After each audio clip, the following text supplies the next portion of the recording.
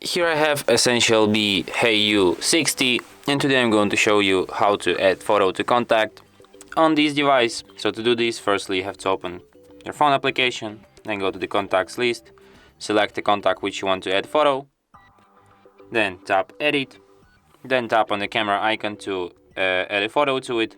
You can select one of these proposed avatars, like you have different categories: nature, art, dynamic. Wow, so beautiful. But you can also add your own image by just selecting it from the gallery. You can take photo right away or just select the photo from the gallery. So let's just pick a photo.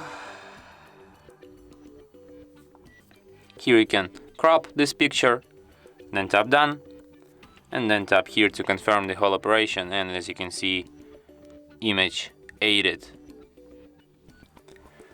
And that's it. Thanks for watching. If you find this tutorial useful, don't forget to hit that like button and subscribe to our channel.